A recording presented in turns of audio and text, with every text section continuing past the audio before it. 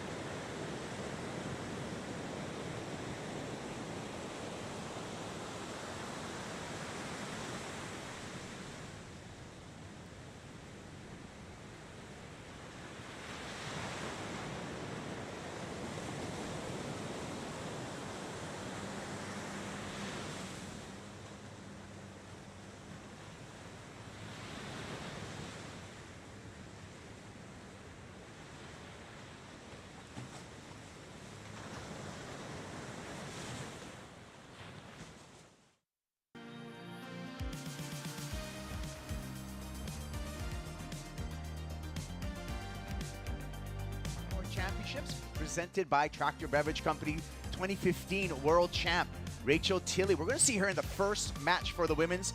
She got to the beach nice and early, already had a warm-up surf, and a talking story against the famous Malibu wall, Big Ben Skinner. Skinner, former runner-up here at Malibu, so he's going to be a force to be reckoned with on the men's side as we anticipate a start to a World Championship day today. I want to welcome all of you. I'm Kaipo Guerrero along with Sam Bleakley, Matt Chinaski, and when we went to break, Matt, we were talking about our #1 seeds and taking a look at our #1 seeds. On the men's side, Kaniala Stewart representing Queen's Break in Waikiki, a break that has a ton of history to it, and the pride of Waikiki here on your screen. Had 2 wins so far this season, this one in Huntington Beach.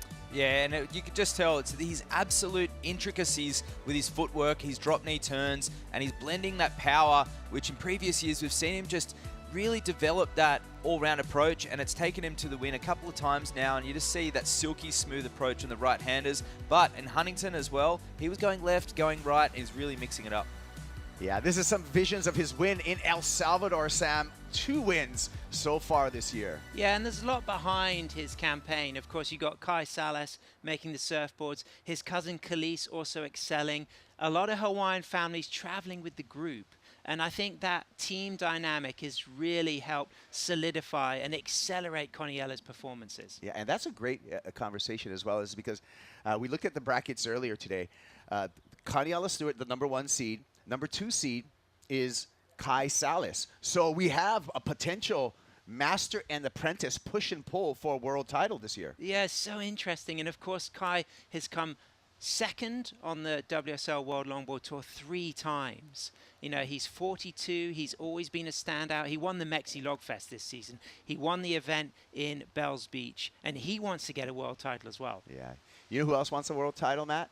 Khalees Kaleopa'a. The young lady from Queens has been brilliant, the goofy foot. And here we have a vision of Khalees at Huntington Beach, where she was able to take a win. Style, flow, and grace epitomized all year for Khalees, and you just see the way that she's developed her style, blending the power, and we know she's got the grace, we know she's got the footwork, but you can just see her embracing there with Honolulu Bloomfield and really wearing Hawaii on her back at the moment. A lot of people are behind her and they want to see Khalees get that win, and she deserves it too. She's really put in a lot of work over the years to get to where she has, once again with that family support. And everybody at home will be tuning in today, hoping today's her day. Yeah, Khalees here with her runner-up finish at El Sunzal over in El Salvador, stop #3 of the World Longboard Tour, Sam. Yeah, and she's just 18. And what's very interesting is her good friend, Sophia Colhane, is just 17. And if Sophia wins the world title, she'll be the youngest 17-year-old, younger than Rachel Tilley and younger than Soleil Erico, who both won their world titles at a slightly older 17. So that's a real interesting opportunity for Sophia. Yeah, so many storylines to dig into. Another storyline that we're going to talk about, Soleil Erico, she's our defending women's world champ. She is the hometown favorite, a Malibu resident, as well as the Filipino, J.R. Esquivel. We're going to talk about more about those surfers when we return to the Sam Bazan Dawn Patrol.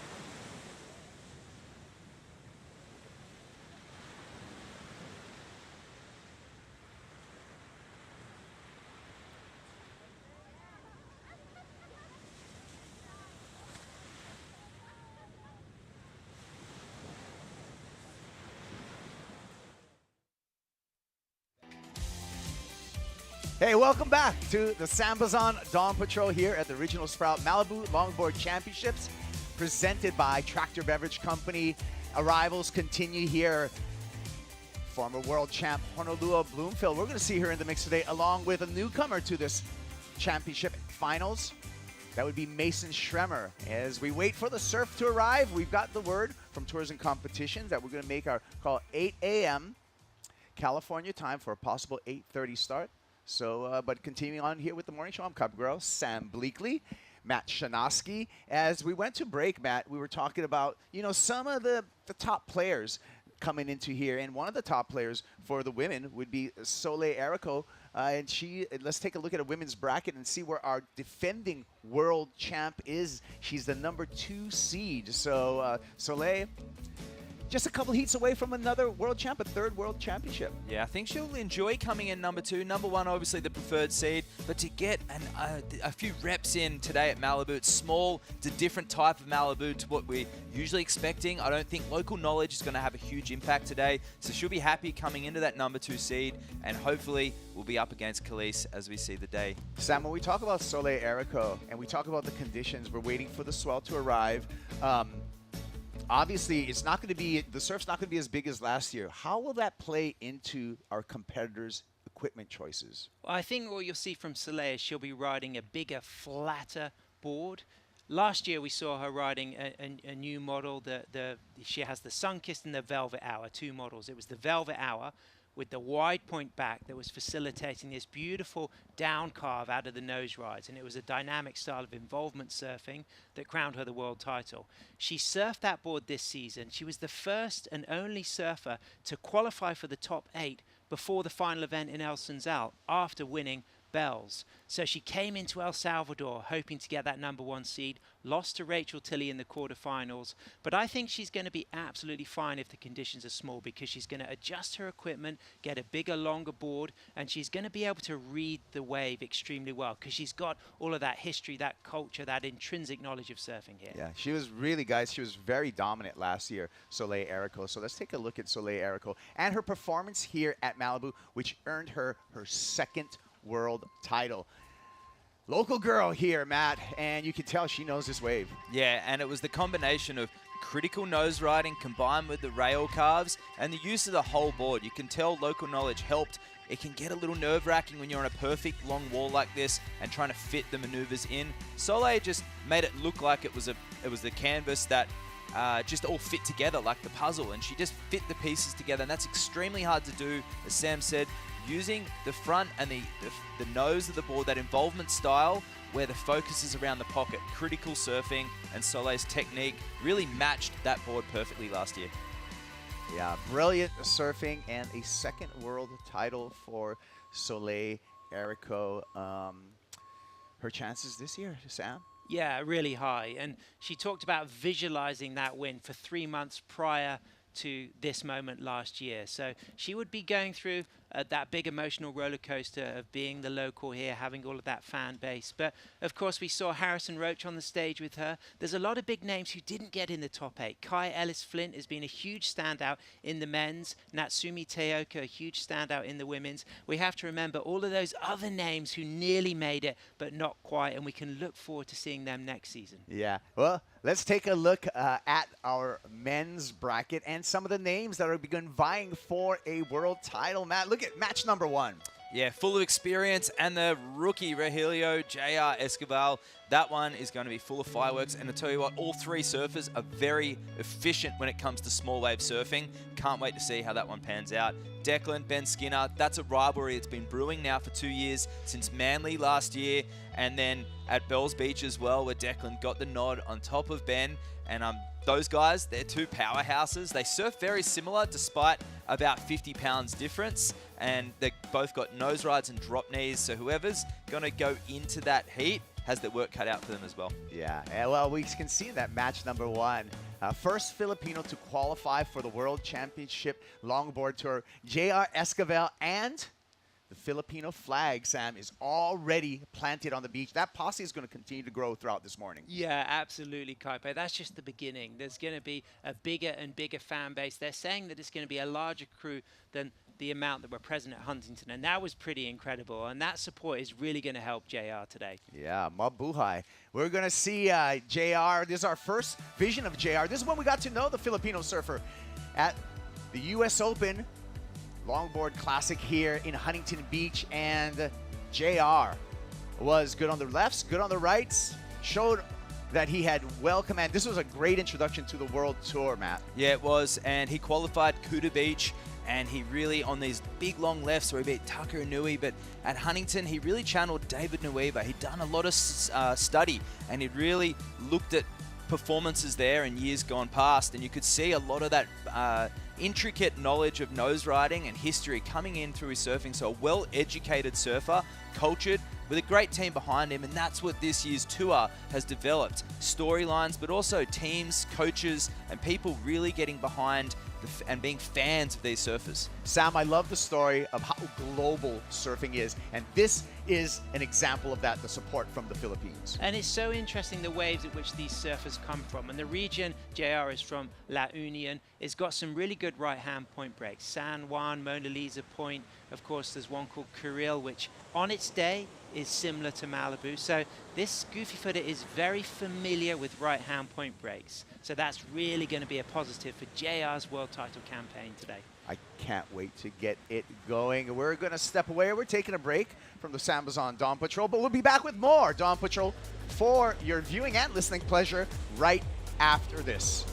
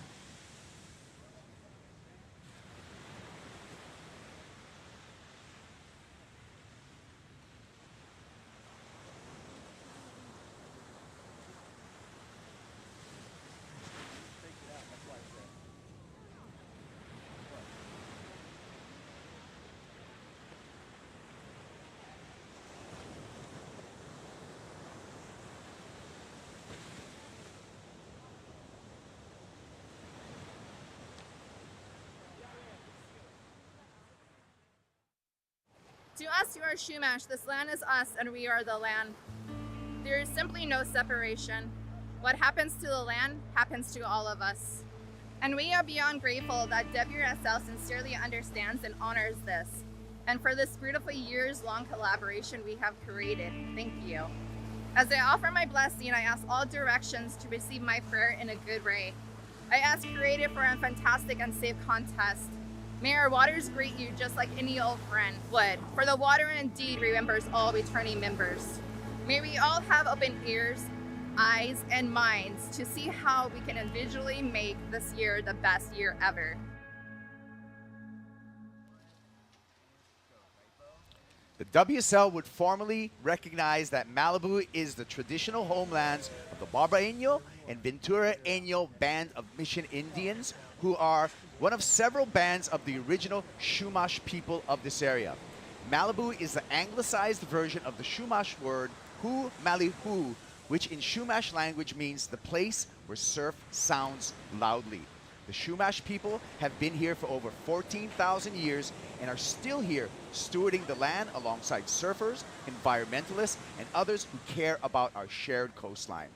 We'd like to thank them for their ongoing presence and participation in this event, and we'd like to pay our respects to elders past, present, and emerging. As we get going here at the Sambas on Dawn Patrol, let's take a look at our first match this morning. First of all, let's say hi. I'm Kaipo. This is Sam Bleakley, the Waxhead, Matt Shanoski. And Matt, I was going to talk to you about the first match this morning. That's going to be the women's match. Chloe Kalman, Rachel Tilley, Mason Schremer, 3 surfers go into this. Only one comes out. I tell you what, I love this matchup. You got the experienced Rachel Tilley, former world champion, up against Mason Schremer, who's coming off a fantastic result last year, and Chloe Kalman, the lone goofy footer in this matchup. I think this is going to come right down to the wire. A lot of experience between these 3 surfers out here at the lineup. Yeah, it's going to be fantastic. Chloe's been looking great all week. Rachel, of course, great experience here. Mason, Thomas Beckson rider, and she's been a phenomenal surfer this season. Incredible flow and timing. Well, you guys, we are still on standby for the start. Remember, check in at 8 a.m. California time, worldsurfleague.com. The call, we could get going at 8:30. See you then.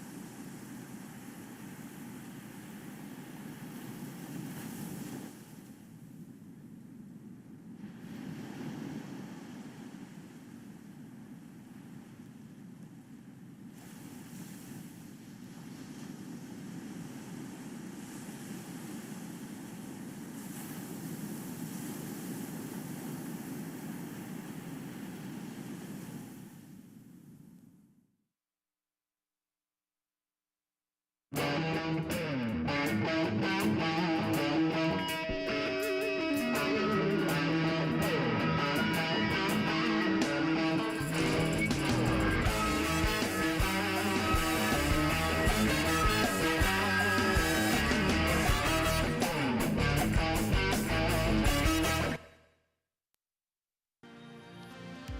are at Malibu. This is the original Sprout Malibu Longboard Championships presented by Tractor Beverage Company.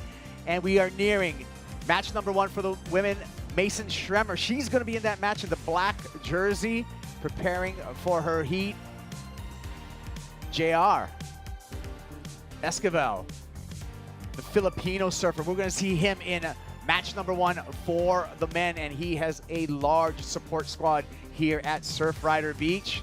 Great footwork there by the Filipino surfer. 2015 world champ, Rachel Tilley.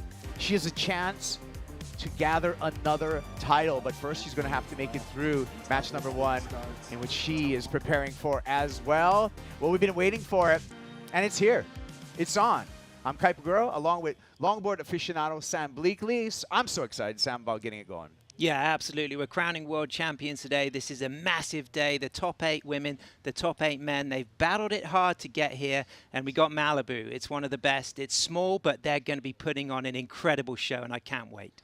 Well, the heat is on. We're going with 40-minute heats in this match number 1. A reminder to the viewers, winner of these 3 surfer challenges moves on into the next match. We have Chloe Calman out there in the purple jersey. The Brazilian has come close to a world title in the past. Could today be her day? Rachel Tilley, 2015 world champ. She's in the white jersey out in the lineup. And Mason Schremer, she found her way into the top 8, and she's got a chance at a world title, Sam. Yeah, it's a real fantastic start. One goofy footer, Chloe Calmon. There's another goofy footer in the draw. Of course, our top seed for that title match, sitting there ready and waiting, Kelise. But this is going to be a really great start to the day, Kaipo. So when we start out this competition, we have open priority between our 3 surfers, and no surfers as of yet established that priority rotation. And it looks like it's going to be Rachel Tilley for the start. Here she goes. Gets the trim line, gets to a nice 5 to start off with. Has to get through this whitewater section to find some open water.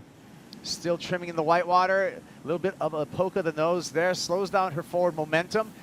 Just taps a 5, and that's going to set the scale for the day. Absolutely. She's got her first ride. She's going to feel good about just brushing off the cobwebs. Of course, they've had to wait this morning, but that demonstrates that that little small south swell is starting to fill in. Yes, we are anticipating the south swell to fill in throughout the day today. Best conditions should be this afternoon, where we'll be crowning a world champ. On the paddle here, and we're going to turn our attention to Mason Schremer. Here we go with Schremer. And a nice hang 5, some great cross-stepping onto the nose. Again, remember, footwork, very important in the judging criteria here on the longboard tour. Steps back for a nice cutback, and is not able to put together a finish. Right behind her, the goofy foot out of Brazil, Chloe Calman.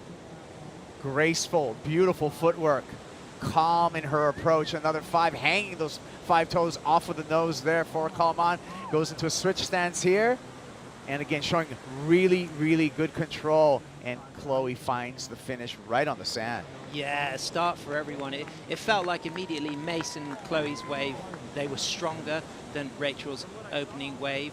Mason could have done with just a clean finish. I like what I saw from Chloe. I love the use of this switch stance.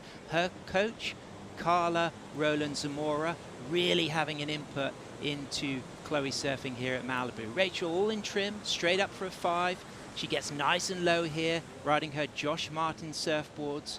Beautiful speed coming out of this section. She was the woman who got the first wave on the board, so no direction change, all footwork, all nose riding. But Mason's wave immediately, it just felt stronger, Kuiper. You could see, first of all, she gets the opportunity to fade in. Nice posture upright into the first opening 5. Nice roll of the toes on a Thomas Beckson board. And look at that clean footwork. In for a more critical 5. Puts that arm up into a soul arch. Cleanly walks back. Puts that board on rail. Cuts back. And if she had just finished cleanly here, you felt like that could have been a slightly stronger score. Chloe Calmon, again in trim. before steps into a really nice 5 and gets the 10, walks back, keeps those heels on that inside edge to keep that board trimming, gets a second nose ride, a third nose ride, and nose rides through this section. And this is great where she uses the switch stance back in for some more footwork. So for me, Mason Schremer might have got the best of that exchange. Well, we're waiting for the judges' decision on all 3 rides. We'll update you on who's going to win in that first exchange. Mason Schremer, just 23 years old, in the black jersey. Schremer, this is her first time seeing a final here on the longboard tour. So we'll see what Mason has up for her. She actually she did make the semifinals, I think, in 2022. Absolutely, she did great here last year, getting that 3rd place finish. Mason riding the Thomas Bexton surfboards. You can really see that sea mist is coming, Kaipo. All of a sudden, from that really crisp, clear morning, suddenly we've got a change of conditions. But it looks like Rachel's having a look at this one. And Rachel decides not to go and did not flinch enough to change the priority. We see the white P by Rachel Tilley's name. That means she has priority. She has right over the rest of the pack as far as wave selection when they come through. She opened up, Rachel did, the 2.67, waiting for scores. Chloe Coleman, as well as Mason Schremer. Rachel Tilley, you mentioned, here we go with Chloe's scores, and it comes in as a flat 6, all 5 judges' numbers at the bottom of your screen. Yeah, you could see that those waves of Mason and Chloe were going to be very, very close. Mason, if she had finished strong, I felt like her score could have gone up into the 6s, but Chloe just had a beautiful combination of critical nose rides, 1 quick 10, a nice switch stance, and I think that could be a real feature of Chloe's surfing, just switching stance to face the wave when she needs to accelerate and get through those sections. Yeah, Chloe Coleman, the top seed in this match number 1. She came in at the number 6 seed. So this is number 8 seed, 7 seed, and 6 seed for this opening match. You talked about Rachel Tilley, the 2015 world champ, and her equipment. We'll talk, a lot of board talk here. Josh Martin is her shaper. Josh comes from a great lineage, Sam. Josh's dad, Terry Martin, was a master shaper, so that generational theme comes into play there. Absolutely, and I know that they work regularly on new boards. They're always refining the quiver. You'll often see Rachel riding quite high rocketed boards in bigger surf.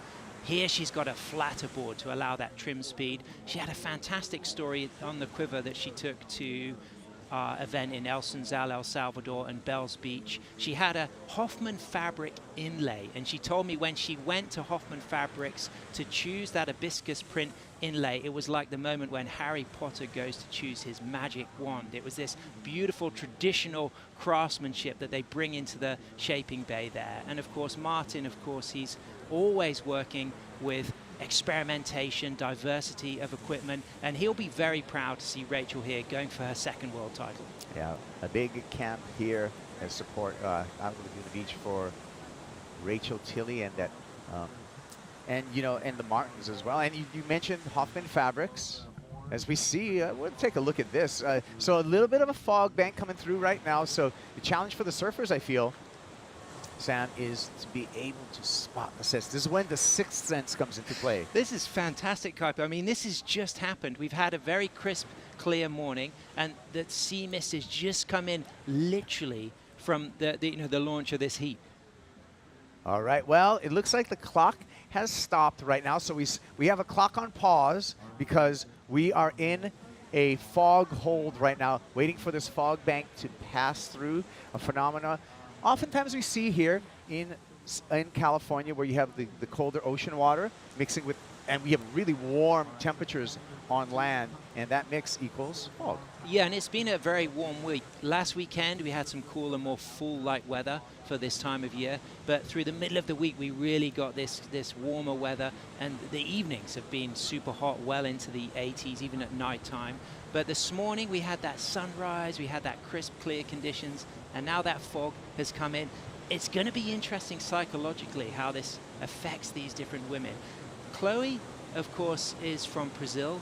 Mason, she's born in Florida, raised on Oahu, but now she lives in Noosa. So she's used to surfing, these high-quality right-handers. But Rachel Tilley, down in San Clemente, she has been competing at Malibu for a long time. So she'll be very familiar with these changing conditions up here. Yeah, and that familiarity is going to be an asset that you want to lean up on. We can see our surfers are going to take a break coming out of the water because we are on this heat pause. This is a fog hold, waiting for conditions to clean up and give our judges the visibility. Rachel Tilley here coming in the white jersey. We talked about her Josh Martin shape. We touched on the Hoffman fabrics that was on her El Salvador board. Digging into what exactly Hoffman Fabrics has come into play. When we look at surf history as a whole, Sam, what an important institution. Hoffman Fabrics, one of the original makers of floral prints that most of the fledgling surf industry would lean on to make things like aloha shirts and some of the very first printed board shorts. Absolutely, and the young Indy Hoffman in the Hoffman family, one of the strong up-and-coming female longboarders. So that surf culture continues as we see Rachel there. No fabric inlay in that board, but she's got her family on the sand. Glenn and Laurie, they just celebrated their wedding anniversary, spent the weekend in Huntington, and they're going to be up here cheering for that opportunity for Rachel to get a second world title. It was back in 2015 when she was just age 17 that she won that world title on the left-handers of Ryubei, China, and she's since then studied a bachelor's degree in sports management at Bond University on the Gold Coast of Australia, and she's continued to be a contender. She's not only continued her competition, but she's worked inside the surf industry. She's worked for the WSL in Australasia, and she's also worked as a commentator on events. She hosts a podcast, so she's got this fantastic role as a young athlete, still hungry for more world titles, but someone who's already explored working career opportunities within the surf industry. That's really exciting. Yeah, and she's a second-generation surfer. Her dad, Glenn, had a brilliant amateur career. I spent some time with Glenn on the NSSA national team coming up as kids, and so it's just, that continuation. We talk about the generational surfing that we see over and over again. That theme comes into play. Here we are at Surf Rider Beach, Sam, in the fog. Still sticking around right now. We're hoping for this to clear up. A little bit of a south breeze maybe coming through here and blowing it out to sea. We'll see. Yeah, who would have thought it, Kaipo? I mean, after this morning, the excitement, the anticipation, all of the surfers were kind of ready and waiting, and then we just started to see that south swell showing, and the first heat, in comes the fog. Yeah, but this is going to be a test of a mental test for our three surfers. Who can switch it off and switch it on the best, I feel, at this moment. We still got 31 minutes, 51 seconds on the clock, so plenty of time for scenarios to change, but it's really going to be the surfer that's able to recalibrate the best that's going to end up taking this one out. Yeah, and there's so much support for the surfers. Everybody's got their team, their camp, but all of these surfers, they're also good friends. They're used to sharing travel experiences, competing together. Mason Schremer rides for Thomas Beckson Surfboards. Thomas has been down here this week. He spends a good bit of time over here in California, has a lot of stockists who sell his fantastic surfboards. So Mason's got great support. Chloe Calmon being coached by Carla Roland Zamora. I saw Ian Zamora, who builds fantastic surfboards, down on the beach as Chloe came in. Chloe's traveling also with her mum, Anna. Her dad, Miguel, will be tuning in. He's got an injury. He couldn't come out on this trip. He actually broke his foot recently, so he's just recovering from that. They have other events to go to later in the fall. So each surfer's got their own kind of support camp, and it's interesting now what that support camp will be doing for the surfers, just to keep them in that cool, positive space. Yeah. Chloe's dad, another great surfer in his day, and you have another second-generation surfer. Well, let's go down to another member of our broadcast team, AJ McCord, for an update from the beach. She's with Will Hayden Smith. Thank you so much, Kaipo. No one has been watching the waves more than this man right here this morning in Malibu. So obviously the event on hold because of fog, Will, but walk us through what have the surfers been told? What is the plan moving forward? Yeah, great question. The fog came in really quick. I think we got to the 31, 51 point of that heat. So if conditions are the same and the fog clears, we just resume at that point with all scores and priority the way it was. Obviously, we can't really see what conditions are like right now. It's still super foggy. So we don't know whether this is going to last 5 minutes or 50 minutes at this point in time. But we're kind of just telling competitors to hold tight, and we're going to resume as soon as possible. Okay, so we're just waiting for the fog to clear and then picking up right where we left off. Yep, that's the plan right now. If it changes, I'll come back on here and have a chat to you, AJ. Perfect. So you heard it here first, and if anything else changes, Kaipo, you'll hear it here first again. Thank you, AJ. Thank you, Will, for the update. And we're going to actually will this fog to go away. So we're on a fog hold right now to resume competition, Sam. But we're just crossing our fingers that we're going to get the visibility back and we can get going. Yeah, lost in the mist, but none of these surfers will be lost. Chloe got the best of that first exchange. She got that 6. Mason Schremer close with that 5, 6, 7. You know, I'm feeling good about opportunities for goofy footers in these conditions. I think it's a point of difference. We've got 2 goofy footers in the women's draw going for world titles, and will they have that opportunity to really shine, just that dynamic opportunity to look more incredible, more in the pocket on the nose, and then using that switch stance just to bring that variety. We saw the great Russ Kealana win a world title here in '94 using the switch stance. Yeah. 3-time world champ. Russ Kealana, also my cousins. How's it, Rusty? And hopefully he's watching. And I want you guys all to continue watching. We're going to take a quick break here. We'll be back with an update and more from the original Sprout Malibu Longboard Championships.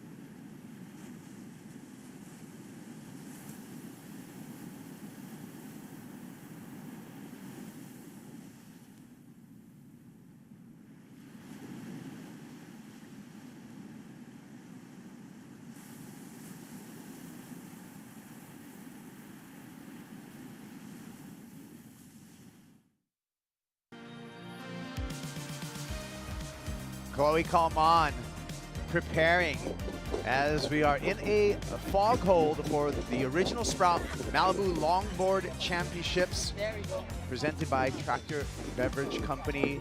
The Brazilian standout is just recalibrating and getting some new wax on her board as we are in this break.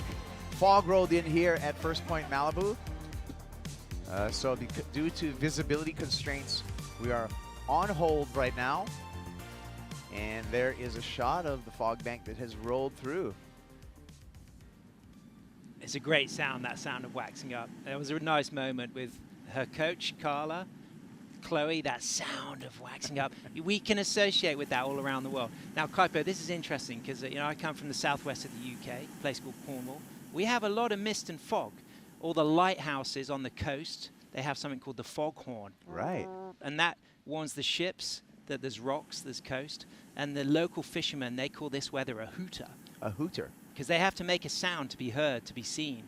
And this is such an interesting moment because these three women have paddled out, all going for world titles. Rachel's going for a second world title. Chloe and Mason going for their first. They've had less than 10 minutes to surf, all caught one wave, and we're on hold with the fog. So, they've just got to keep in a cool, smooth space. Chloe's carrying a strong score, though. That's 6. She could carry that all the way through to the next title match. Yeah, we talked about it, Sam, in that a lot of this is going to be the mental fortitude right now to turn it off, turn it back on. We'll take a look right here at the match 1 setup. Again, 3 surfers. Only first place moves on into match number 2. Chloe Kalman has a slight lead after that opening exchange. Let's take a look at some highlights for Chloe Kalman. Chilly Waters, Bells Beach, where Chloe made it all the way to the semifinals with great surfing like this. Yeah, and she broke a board in her semi-final. It was in her quarterfinal against Caitlin Mickelson. It was a really, really clean, sucky section, and she paddled back out on her backup board and won the quarterfinal, booked herself a spot in the semi-final. She was looking fantastic on these big open face waves, and coming from Macumba Beach, Rio de Janeiro, Kaipo, she's really familiar with those powerful, juicy waves. So Bells for her was somewhere that she really thrived. Yeah, and having to adjust, with that broken board. Went from a single fin setup, I think, to a 2+1. So it was a much different, her equipment changed a lot because I felt like she had to ride her maybe bigger wave board in that heat after she broke her Old Faithful. Exactly. It was so interesting because, like you said, she was on her single fin. She was looking so strong all through the rounds. One particular sucky section, the board just creased. And when she came in, Taylor Jensen was helping. He just coolly said, stay calm. Here's your backup board. But it was a very different design. She works with New Advance. Great surfboard factory coming out of Sao Paulo, the biggest surfboard factory in Brazil. She's come here with a really big quiver as well. She's had boards that she's left in California earlier in the summer. She had a new board shaped by Ian Zamora as well that she looked very good at. But this is a 9.6, a trusted board that she's riding, shaped by New Advance. And I've been watching her free surf through the week, and I've loved what I've seen. She's been really in a good space, a creative space. Carla was telling me that she's been encouraging Chloe to do a lot of creative artwork through the week just to take her mind off the surfing. But she's also been spending a lot of time in the water surfing. The waves have been small through the week, but rideable, and she's been looking great. Rachel Tilley, as she is just taking this break right now with the fog break. We talked about Rachel as a second-generation surfer. Dad Glenn, a great surfer. She's under boards under her feet with a second-generation shaper in the way of Josh Martin. Let's take a look at Rachel's year. So far, the highlight of her year was right here. El Salvador. Rachel Tilley surfed her way into the semifinals. And Kaipo, this is the Hoffman fabric inlay, and this board had a spruce wood stringer that Rachel talked about having a lot of spring. She beat Soleil Erico to get this semi-final finish. So that was a fantastic result for Rachel, and it booked herself this spot in the top 8. Great footwork, graceful on the nose. The 2015 world champ, Rachel Tilley, has an opportunity today to get yet another world title, but it all starts with this match number 1, Sam, and the plot continues to thicken, just like the fog is thickening, rolling in here. Mason Schremer, she is out there. She opened up with a 5.67. There's a shot of Mason as she's taking some time to kind of just digest and calm herself on the beach. The youngster, Mason Schremer, just 23 years old, has lived in a variety of spots. I saw her coming up as a kid on the South Shore and North Shore of Oahu. And now she's currently in Noosa on Australia. Let's take a look at Mason and some of the highlights that she's had so far this year, Sam. Yeah, she's had a great year. She's being coached by Josh Constable, a world champion. himself. She looked really good there in Huntington. Mason getting a 9th, losing out to Lindsay Steinreide, of course herself a world champion. Then we moved on to Bells, and Mason finished 5th, losing out to 3-time women's world longboard champion Honolulu Bloomfield. But Mason was flowing really well through the Bells Bowl, using her 2+1 Thomas Bexon surfboard, and she's really got this complete act. I love the flow that she has between her footwork, her rail turns, and her nose riding. And she moved into El Salvador with so much confidence. She got a 5th in El Salvador, lost out to Khalees Kiliapaha, who ended up moving to the final. She lost to Sophia Colhane. But Mason is coming to California. She knows this terrain well. Her shaper's around Thomas Bexon, and she'll have a lot of confidence. And I think if she'd ridden the last moment of that first wave, that 5, 6, 7, if she just completed that ride, she would have had a mid-6 on that score. Take another look at our match number 1. We've gone through some of the highlights of all 3 of these women, all battling for 1 advancement spot out of this match number 1. And we're still anticipating to get things going again. We have 31 minutes and 51 seconds on the clock still in this match number 1. We are on fog hold right now, so we're just standing by. We hope that you stand by too, because we got more action coming your way. We're gonna take a break, but we'll be back. Let's blow the fog away. We'll be back after this.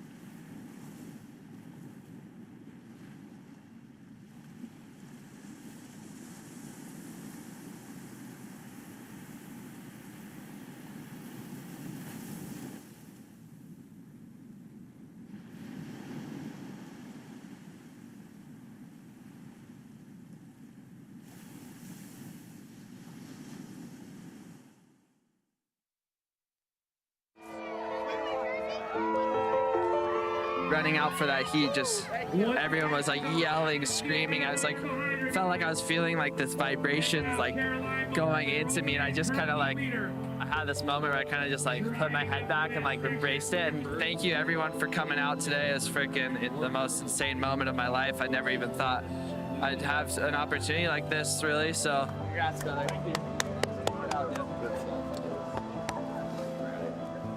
How much else I could do, I feel like. I've had so much fun in this whole process, so you know, I wouldn't change a thing. And yeah, I really trust that everything happens for a reason, and I'm only 25 and just getting started, so let's do this.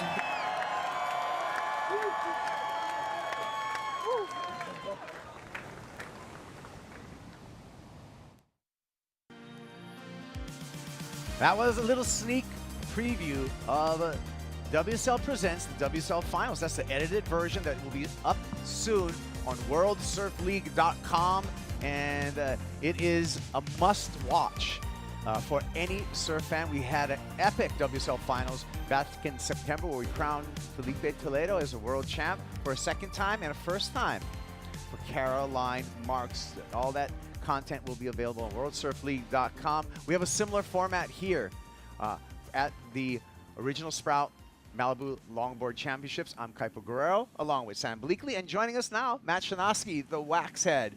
Let's talk about this format, Matt, because we're going to crown a world champ here at this in Malibu, but much in a similar fashion that we saw on the shortboard tour. Yeah, absolutely, and it's the consistency throughout the year that gets the surfers to that main event. And like we see in many other sports, it comes down to that final day, that grand final, that finale. And to put on a show here at Malibu, when we can finally see some waves, that's what it all comes down to. It comes down to that pressure, all that training, and just those little intricacies that each surfer works on throughout the year. And it's that dance that we want to see at Malibu. Yeah, and Sam, you know what's really cool about this format is that our #1 seeds, Kaniala Stewart, Khalees Kaleopa, they will be in the title match. And the title match comes down to the best of 3. So 2 out of 3, and you win.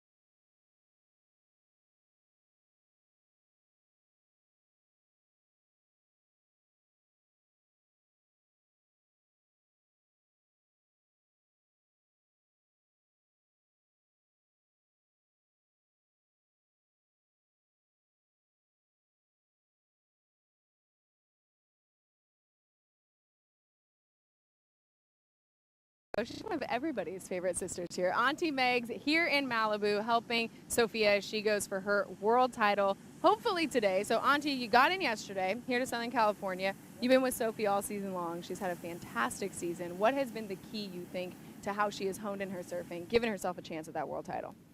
I think being present, being in the moment, soaking it in, and letting herself know that she has got here herself and she's made it here herself. So celebrating herself and really allowing that to happen is really important, and living in the moment.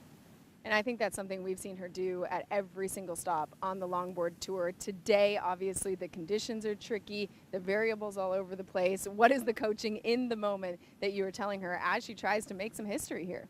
At Malibu, right point break, probably go left. I'm just kidding. I'm kidding. Just be in the moment. Like I said, be in the moment. It's you in the ocean. As much as it's that countdown, it's that sudden death moment of like, oh, okay, people are going to be making it through the 3-man heats, the 3-man heats, the 2-man heats. It's all about being present and being in the moment and soaking in that and just really having fun and surfing because you love it, not because it's your job. Surfing because you love it. And I know for you, that is one of the things that you bring to your surf every single time. One of the things we were talking about while we were hanging out here was just that right here at Malibu, the very first women's professional surfing event on mainland America happened in 1975. Now you look, here we are in Malibu, 2023, getting ready to crown a women's world longboard champ. Just how have you seen this sport expand, grow opportunities for women throughout your time in the water? It's expanded a lot. It's definitely grown into a sport, and they see us as athletes now, and not just, you know, the casual, oh, they're a surfer, they're a longboarder. Now they see us as athletes. We're training, We're getting on the right program. We have coaches. So I think it's come a long way, and I can't wait for it to go further. So, yeah. What do you think is the most exciting part of women's longboarding right now? How much they're pushing it. How much they're pushing it, just as much as they're kind of rubbing elbows with the guys. So I like it. I like that they're doing nice big turns, connecting turns, connecting nose rides. So that's exciting. Very fun to watch. Hopefully we'll get to watch some women's longboarding here very soon. But Auntie Megs, thanks for joining us. Thank you for having me. Send it back to you, Kaipo. Yeah, Megan Gordinas, also known on her social media as Auntie Megs, a regular surfer at Queens Beach, and just a great surfer. And another thing, she possesses, a mean jab and a outstanding right hook. She's a boxer as well. Yeah, and a mean bottom turn, top turn combination. Incredible longboarder, great nose rider, and of course a really good friend of Kalia Moniz. And she was there when Kalia won those 2 world titles in 2012, 2013. And they have set the standard for this next generation of Queens Waikiki longboarders. Matt, what do you think about, we see Sophia right here on camera, and what do you think about this whole crew, Sophia Culhane, Khalees Kaleopa'a, Kaniela Stewart, Johnny the Ripper, this whole crew coming out of that South Shore Queens break?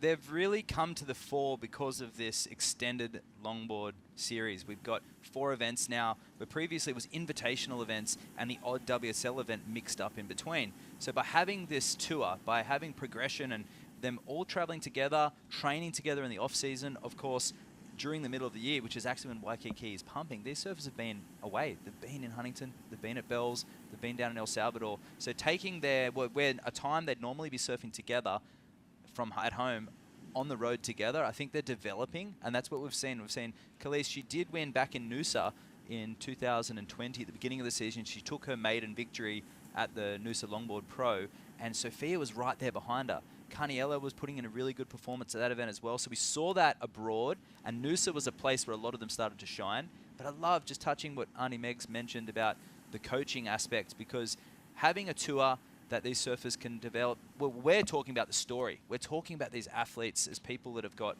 history now. We're talking about their social media. We're talking about event wins and losses, the ups and downs of the career. But having a coach there who can absorb conditions like this right now, the cons of competitive surfing, that can really rip the confidence out of that creative approach that we see to surfing, that fun and frivolous Hawaiian style can be stripped away as soon as things get a little too competitive. But having Auntie Megs here to absorb that and perhaps, give and instill some wisdom, like she's saying, some peaceful and some being mindful in the moment, I think that is so important. Another note, she's taught Sophia with the cutbacks. She's notified Sophia going, hey, you've done really well in the past. Let's work on your cutbacks. And I think that's been a really strong aspect of Sophia's surfing this year, especially in El Salvador. Her nose ride was only as good as her cutback because it put her back in the pocket. And it took a coach to be able to instill that and that trust, likewise, for Sophia to trust Auntie Megs. And that's what we've had. We've had the growth of Waikiki because of this longboard tour. Yeah, I agree. And it's been a great journey. We're going to continue on this journey right now.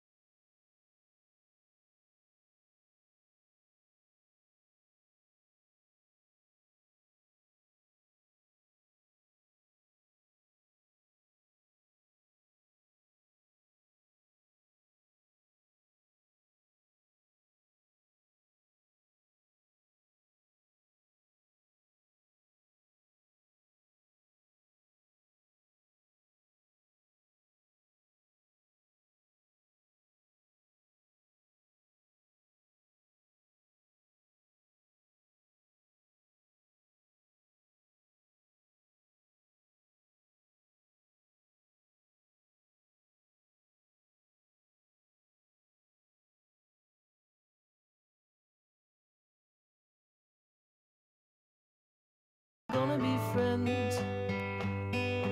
I can tell that we are gonna be friends.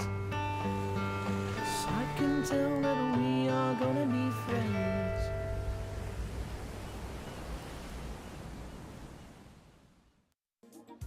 Yeah, the ocean needs a lot of friends, and the ocean has a lot of friends with the Surf Rider Foundation. 38 years ago, Surf Rider Foundation, 1984, was actually found by a bunch of surfers from here, from Malibu, California. And since then, the Surf Rider Foundation has been doing great work, both for the health of our ocean as well as access to the ocean and protecting us and being aware of climate change. I'm Kuiper Gura, along with Sam Bleakley, as well as Matt Shanoski. And Matt, talking about Surf Rider Beach, talking about Malibu, there is a steep tradition in surfing here, probably one of the original hot dog waves ever in the history of surfing. Yeah, that's right. When surfboards went from redwood into balsa and they laminated them in fiberglass, they put fins on the tail, they had a belly in the board, and the idea was to not just shoot straight. Before that, boards were parallel. They went straight really well, and that's all they did. But the Malibu style surfboard was based around here, the Malibu chip design. Dale Velzy popularized, and it was all about slowing down in the pocket, speeding up to race through the section and stepping back again, doing it all in that classic Malibu style. Low hands and just all in the hips and the knees, and just directing super fast in the pocket. And that's that involvement style that we've seen coming back. Went away, but it's coming back right now. Yeah, and for more on some Malibu history, let's go down to the beach with our correspondent, AJ McCord. Thanks so much, Kaipo. Matt, you were talking about just how much Malibu and longboarding have developed sort of hand in hand, if you will. Malibu actually called the original perfect wave, so much so that surf journalist Paul Gross said that this is the exact spot where ancient surfing became modern surfing. The first documented wave ridden right here in 1927. And Matt, exactly like you were saying, this is where so many shapers worked alongside surfers to develop the kinds of boards that can do the tricks that we are seeing now, we are seeing develop right now. And so, Matt, as you know in particular, right, longboarding has become so synonymous with Malibu around the world that Australians, as you can confirm, just say that Mals is what longboards are called. Exactly right, AJ. I'm glad you said that, because you'll see a lot of brand references like Classic Mal, for example, which is a shortened word for Malibu. And it was a reference when surfboards got short, and I'm talking about the whole industry shrunk. You could barely buy a foam blank over 9 feet long in the 1970s because all the boards are short, so the Australians would refer to the older boards as Mals. Recently, we had the Australian Old Mal titles, which is the term for the vintage longboards. And that is a term that still carries right through today. From, I would say, that shortboard revolution from the late 60s. We had the Malibu Invitational here, almost one of the last events in 1968, because after that, boards started to get pointy. And that's when Hawaii really took the focus. Yeah, so it absolutely did. And here in Malibu, to talk about the competitions, you talk about how shortboarding develops around the world, right? But here in Malibu, it remained all about longboard as this wave continued to be discovered and the board shapers got to sort of hone their craft here. So the first ever surfing competition held here in 1962. It was the first of what would be many. 1973, the U.S. Surfing Championships were held here. And like Auntie Megs and I were talking about earlier, the first women's professional surfing event held on mainland America right here in 1975. It was called the Hang 10 Women's Surfing Championships. And here we are back in 2023 to crown a few more World Longboard Champs. Thank you so much, AJ. Yeah, 1962. That was the Malibu Invitational won by Dave Rockland. And the name may sound familiar to you, Dave Rockland. He went on to start a surf shop in Hawaii called Surfline. And Surfline was just a epicenter of development of surfboards when we went to that shortboard revolution. Shapers like Ben Ipa shaped for Surfline. And then Dave did another thing. He started a clothing brand called Jams Hawaii, and that classic Jams is still around today, Sam. Yeah, absolutely. It's, you know, there's all of that connection, culture, history, that evolution through the surf industry, but there's also the unique situation that the proximity of Malibu to Hollywood facilitated the opportunity to market surf culture in a unique way. So when Kathy Kona started falling in love with surfing here, she was nicknamed Gidget by Terry Tube Steak Tracy, one of the local Malibu cats. Her father was a writer, wrote a best-selling book, sold the screenplay to Columbia Pictures. They made the first Gidget movie in the late 50s, and that really popularized those sensual images of the Southern Californian climate, the perfect wave, and the beach culture at Malibu. And for Middle America, that was the beginning of a surf boom. Yeah, sure was. And we can just go down the list. The very next year, 1963, the Malibu Invitational, Matt, was won by Joey Cabell. Joey Cabell went on to become quite a restaurateur. He founded the Chart House franchise chain. Yes, and familiar with all sorts of waves around the world, big waves to small, but it was that Californian polished style that everybody synonymized longboard surfing with Malibu, and it was the natural amphitheater, that hot dog style we talk about, the nicknames for surfers, like Tube Steak, for example, Mickey Dora, it's not even his real name, Decat, they call him the Dark Knight or the Dark Prince, the Prince of Darkness, or even the Army of Darkness, and you've got all these nicknames that people would have for different surfers, but the thing is, there was a Malibu style, and if you won at Malibu, or if you had that respect, it was because of your style, and it was that natural amphitheater. We have the wall here, the famous Malibu wall. Posted a picture of that on my Instagram yesterday, and it said, Dora would not approve. And it's always been a place for messages. It was always a place where people would leave a message of disdain, or perhaps, mostly, I think, negative. If someone was doing something not so appreciated, you'd read about it on the wall. And that's what we love about Malibu. It still is a melting pot for all those characters the Hollywood likes. You've got people who are living in the vans, the classic waxheads that are traveling across the country, and they just camp out here for the summer.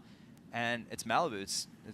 It's everything is here. Yeah, and it's a great point that we can't talk about, Sam, we can't talk about Malibu without talking about Mickey Dora. Talking about whatever your opinion is of Mickey Dora, he was an exciting surfer, and talk about someone who's able to flourish in a surfing lifestyle. Yeah, Decat. Anti-establishment, though. Absolutely anti-establishment, but that feline finesse, Decat, Mickey Dora, there's a posture that regular footers particularly aspire to, and it's a little bit of an arch in the back, and it's that climbing and dropping and that subtle body language, all in the hips, in the knees, and people still study 60s footage of Dora and pick up on that. There's you can draw comparisons to the likes of each era from the 50s, or let's say Duke, starting with Duke. That was the style for the next 40 years. And then hit Malibu, the hot dogging style in the 50s, right through to the modern era.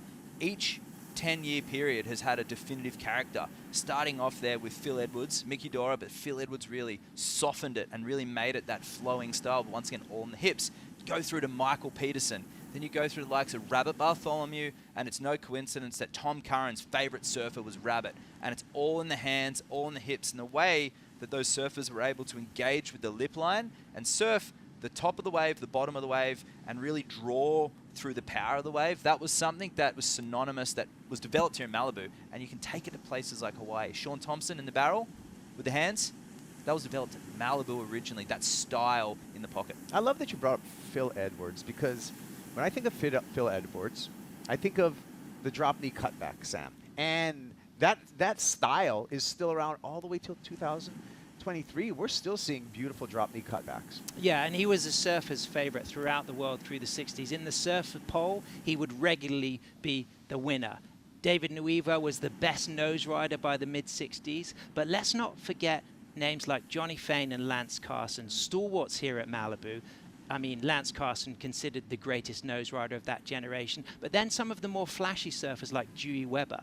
And then in the 1990s, there was this young generation who got excited by this 60s nostalgia. Jimmy Gamboa, Josh Fairburn, Carla Rowland Zamora, Cassia Medor, Ashley Lloyd, Julie Cox. Malibu surfers who reconnected with that long heritage of 60s surfing and wanted to bring that traditional flowing, logging, single fin soft railed riding back to the forefront, and that really was harvested and nourished and celebrated here from the 1990s. And still Groms come to the beach here and have the best wave of their life. Yeah, a classic break. And longboarding, Matt, it does allow us the opportunity to dig into surf history. And so it's almost it's like we can enjoy the competition, but we can also celebrate surfing in a way and acknowledge the history, the people who brought it to us. As we see Mason Schremer there on the screen, it's very relevant to bring that up right now, starting her surfing life in Florida, then over to Hawaii for her earlier years, and then going over to Noosa, Australia. I gave her first old male to try. It was a Barry Bennett, and I thought this will be great. This will iron out any of the wobbles or bobbles that surfers are used to dealing with in Hawaii, because in Australia you have waves similar to what we have here at Malibu, those long, fast point breaks, and it takes intricate footwork and the drop knee cutback and really timing the weight of that board, the belly of the board, the big Greeno style fin to get it in the pocket. And looking back to go forwards is what a lot of these surfers have had to do, because it dropped off, Sam. Surfing really changed in 1967. So did music, so did cars. If we look at the shape of cars, the flowing fins of the 1950s moving into the harder, bigger motored 60s square cars, and then the compact cars of the 70s. The same thing happened in music. It went from a different type of rock and roll. Elvis was punk rock in the 50s. Elvis was certainly not punk rock in the 70s because we had a different style, but it's all relevant looking back to look forward. If you ask a lot of those musicians in the 70s, guys in the Clash or even the Ramones, who they listened to in the 50s, chances are it was mum and dad's first taste of listening to Elvis. And you can look back to go forwards. 2023, we have a new gen who are harnessing history and moving in their own direction. Yeah, a lot of auto-tunes as well as 2023 when we talk about music. So let's well, AI can't make surfing. Yeah, can't make surfing. You know what? Who makes some great surfing is Taylor Jensen. We're going to see him in competition. Let's hear from Taylor. He's with AJ McCord. That's right. I'm here with Taylor Jensen in the athlete area, waiting, hopefully, for another shot. 3-time world longboard champ here, going for a 4th today. Taylor, I know this is not easy as a competitor to just sort of play this waiting game. How do you stay calm, stay focused, stay ready? Just kind of relax. I mean, there's nothing we can do, right? The control's completely out of our hands. Mother Nature's playing her card right now, and yeah, we just got to wait and see. Hopefully we can get back underway. We got a chance to catch up at the first event of the Longboard Tour this year. Walk me through just the progression that you have seen in your surfing and how you have gotten better at each event to be ready for this one. Yeah, I've spent a lot of time on my equipment, just refining things for specific waves, you know, going to Bells in El Salvador, having a little bit more juice in the ocean kind of dictated some different equipment for me, and just spent a lot of time on single fins and smoothing things out and kind of, I don't know, refining my approach a little bit to suit the criteria. And I feel like I've been getting good scores, so it's been working. And yeah, now we're kind of at home for me, Malibu, and yeah, it'll be fun. So walk me through the equipment for Malibu. What are you dialing in? So I've got the same board I rode here last year that I got third to, well, I lost to Harrison in the semis on in a really good battle. So I've got that board if it's small, and then I've got another one that I've been riding all year that I rode at Bells, Huntington, and El Salvador that feels really good. So if the surf comes up a little bit more, I think I'll be on that. And your whole family is here, your wife, your 2 daughters. What does it mean to you to be able to share these moments with them? Well, it's pretty incredible, you know. I mean, my older daughter got to see me win a world title. My wife was pregnant at the time, well, my last time I won. So to have the little one here and like for her to get to experience it and see win or lose, like the effort that goes in and the results, and kind of teach a lesson one way or the other. Just because you put in the effort doesn't mean you're going to win, but you put it all out there and you try your best and see what happens, and getting to pass that on, and hopefully they'll remember me competing. It's pretty cool. Yeah, being a 3-time world title or world champion, I'm sure each one has different experiences, but being able to expand that to also say, it's not just about me, it's about the lessons that I can teach my daughters, it's about the experiences and the travel that we can have. How much does that make this season of your competitive life sweeter or different maybe than earlier in your career? Oh, it's incredible. I mean, I get to do this with my family. Like, I'm traveling the world with my family, competing in contests, surfing good waves. Like, that's kind of the dream, right? That's the dream tour for me. So, yeah, to get to pass it on, and these kids have grown up on the tour, basically. They know everybody. Everybody's their friends. It's like a gathering of family in a way. That's just super special to me, and to be able to do it here at Malibu, somewhere close to home that all my friends can come up and participate, it's pretty cool. Are we going to see one of them contending for a world title one day? I don't know. It's up to them. Zion's had a lot of fun with me in El Salvador, surfing out the back, and Jagger's getting into surfing on her own board now. So maybe whatever they want to do, I'm happy with it. Perfect answer, Dad. Thank you so much for the time, Taylor. Good luck. Thanks. Yeah, Taylor Jensen, 3-time world champ, and just a powerhouse when it comes to longboarding. And he's Sam, he's had to adjust to the criteria, and he's done it so well. Yeah, and he's married into the Young family. Of course, his wife, Nava, is the son of Nat, and Nava's brother, Bo, 2 times World Longboard Champion. Nat won in 1966, and then he won world titles in the late 80s and up until 1990 in the first wave of ASP Longboard World titles. So within the family, they've got this rich connection to surfing. And Taylor's a wonderful family man, and he really thrives when his kids are on the beach. And he's been great this season, Kaipo. He's looked fantastic on his Stu Kenson 9/8 single fin. He's been in a really good space, and it's been a joy to witness the maturity and the refinement of his surfing. Yeah, and it's been a joy to watch some of his surfing. He started off this year, you guys, in Huntington Beach. That was stop number 1. Runner-up finish.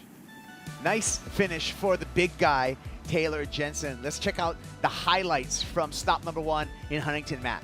Yeah, we'll talk about looking back to go forwards. Taylor actually taking a lot of inspiration from Nat Young in those formidable years, 1966, but also the late 80s. Looking back to go forwards, we know he's got the power, we know he's got the strength, but utilizing his footwork and the length of the board, really surfing the midsection, we've seen a huge improvement with his overall flow between the maneuvers, and that's something that he's really brought last year against Harrison. That was an amazing way to lose. Speaking of Declan White, and earlier today, we talk about consistency. You don't mind if the waves are tiny, as long as it's consistent, but last year it was pumping, right?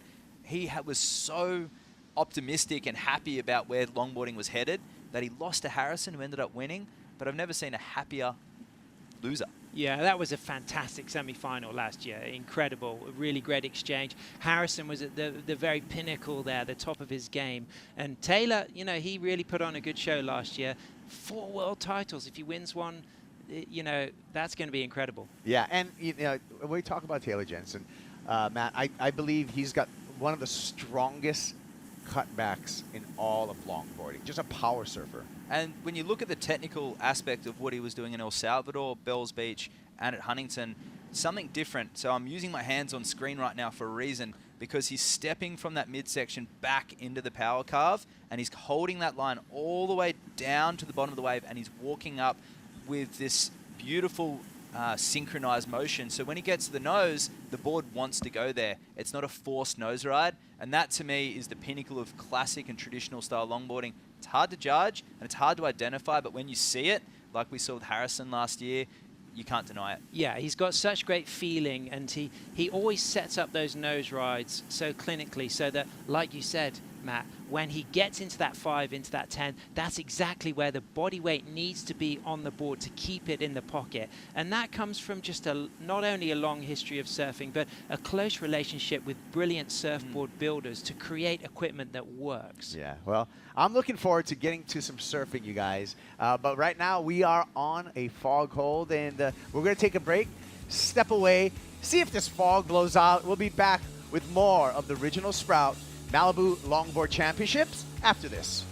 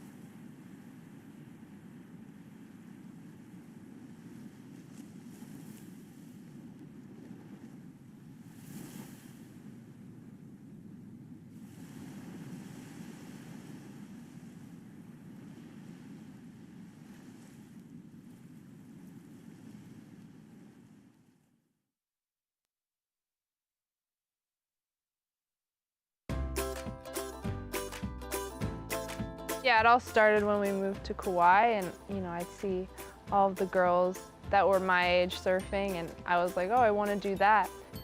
Pine trees in Honolulu, that's where we lived, and I'd just look out there and see beautiful sandbar. My dad just took me out right where we lived, and we just went out and I did it, and I loved it ever since. Oh, this is so old. Yeah, it was just like my first legit longboard. I was doing longboarding and shortboarding, but then I really just started doing longboarding when I was 13. I still love shortboarding, but longboarding, I felt more connected to it. When I met her at 13, she said, I want to be the youngest world champ ever. I kind of looked at this little 13-year-old girl and I was like, you're crazy. The 2018 World Longboard Champion goes to Soleil Erico. I just started crying, like bawling. Like I've never really cried like that before in a long time. Thank you so much. Oh my God, this is insane. I can't even believe it. And she accomplished her goal, which is like, that's huge. A few days later, I went out and surfed Malibu, and I got like tons of congratulatory, comments, because like Malibu's my hometown, and yeah, they're just so supportive, and just like thankful to have them for sure.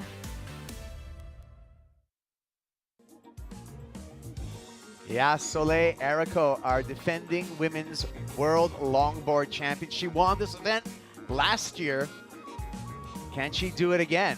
Well, we're standing by to see if we resume competition here. We're in a bit of a fog hold, but that's okay. We've been got a lot of storytelling done. I'm Kuiper Guerrero, Sam Bleakley, Matt Shanoski, and I like talking surfing. I know, Matt, you love talking surfing. Sam, you have all kinds of insight, and we've had this extra time to talk about a lot of the stories and history of Malibu. We talked about Malibu. We talked about last year's world champ, Soleil Erico. This is her home court. She's got a lot of fans. She's got a lot of friends. And we also can meet up with some of those fans and friends. Got AJ McCord on the beach. Who you got, AJ?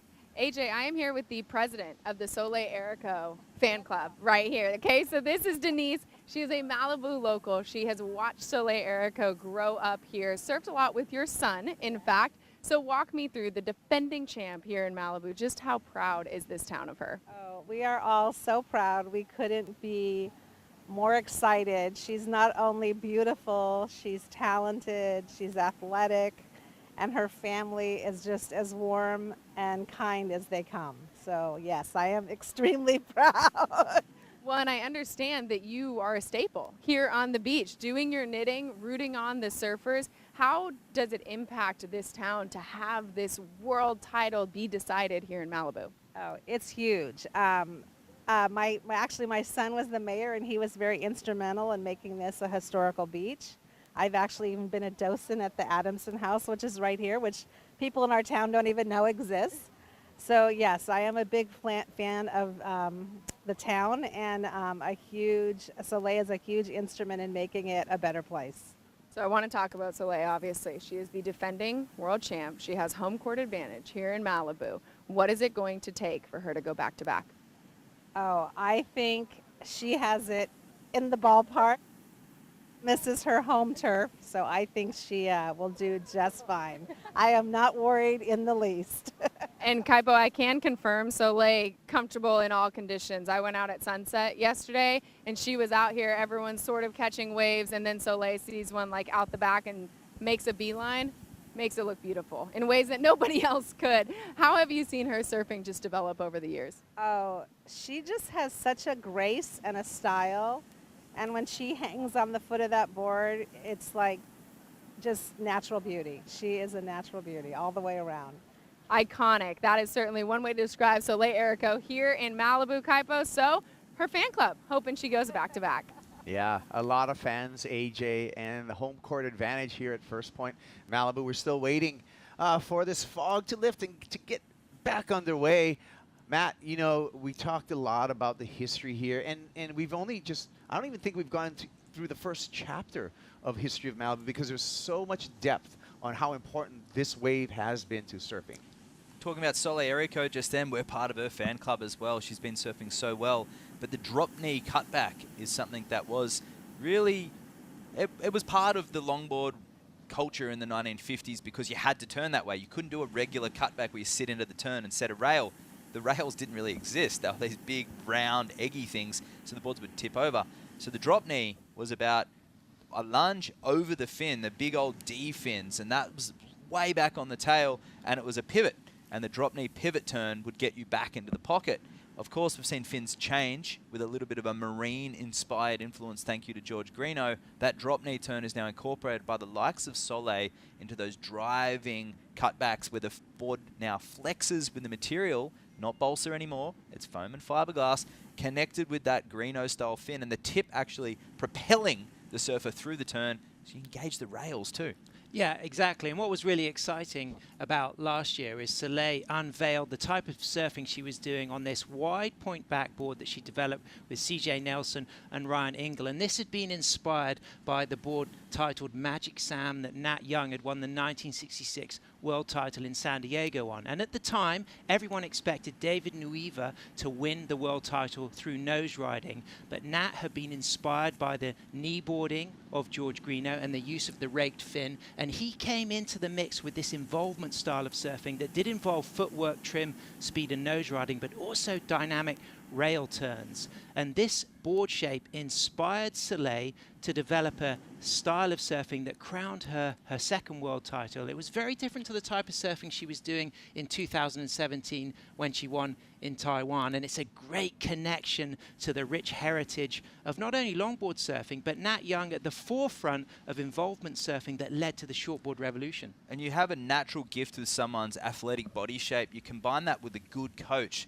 Soleil winning the first world title under the tutelage of Taylor Jensen, and then transitioning to CJ Nelson, who himself being a stylist of the stylist camp, never one for flair over function. Always had that functional flair combined. So he's very intricate with his positioning and all these boards very dialed in. So having someone like CJ to dial in the boards, explain not only how to do something, but the essence as to why and how the board fits into the position is something that the judges have taken note of. And I feel that the judging criteria has been instilled since 2017, but didn't really have any surfers in particular to really make a real example of until Joel Tudor won in 2020, Quintal 2019. Stephen Sawyer executed parts of that in 2018, but it was just that coming of age of the criteria and a lot of these surfers developing knowledge with their equipment and their coaches. And I think it tells us a tale of where Soleil is now. She's confident, she's happy, and her surf IQ is matching now her equipment IQ as well. And that's a dangerous prospect at your home park. And she had to beat some incredible surfers last year. Alice Lemoine, she was nose riding the socks off those set waves. And we saw great performances from Mason Schremer, Kaylise, Sophia, Rachel Tilley. A lot of those women are back here now going for their world titles. So it's not going to be easy for any of them. Yeah, well, you guys, well, we have an update right now, you guys, from with Will Hayden-Smith and AJ. AJ, let's get to you. All right, Will, we have been watching the ocean, no one more closely than you this morning. After this fog delay, walk us through what you guys are thinking. Yeah, so as soon as we lost sight of the ocean, we went in and did our little math team, and a bunch of us figured out how much time we could wait until we couldn't finish the competition today, and that time was 10:38 just a couple minutes ago. And so unfortunately we're not crowning world champions today, which we were pretty excited about, because I think through the fog, when it has cleared for a second, there's some pretty nice waves, but we're expecting tomorrow to be pretty good too. So we're going to come back at 7:15 tomorrow and just start. We're just not going to do a call, but we'll do another call, AJ. I'll tell you the running order and how long heats are and everything tomorrow morning. Okay, so yeah, don't leave us hanging tomorrow morning. We'll bring you back, but you like the look of tomorrow's forecast. Walk us through how you expect the swell to fill in. Yeah, it was always a really tough call between today and tomorrow for the forecast. We were hearing that this afternoon was going to be better than tomorrow afternoon, but tomorrow morning was better than this morning. So it was kind of like 6 of one, half a dozen of the other kind of. So we think that we're still going to have really good opportunity tomorrow, but we're going to try and kick off pretty early because, as we've seen today, anything can happen at surf comps. We got fog, so we're just going to be prepared. We're just going to get started as soon as we can. We love it. So come back here tomorrow morning. Hopefully then we'll be able to crown a world champ, Kaipo. Sounds good, and that's the plan. AJ, thanks, Will. You can see the fog that has set in, and unfortunately kind of shut us down for the day. The swell continues to fill in. So remember, tune in worldsurfleague.com tomorrow. Coverage will start at 7 a.m. California time. Thank you, Sam. Thank you, Matt. And thank you for watching. Again, we'll be back 7 a.m. The coverage starts California time. Tune into WorldSurfLeague.com. We're going to crown world champs. That'll be tomorrow.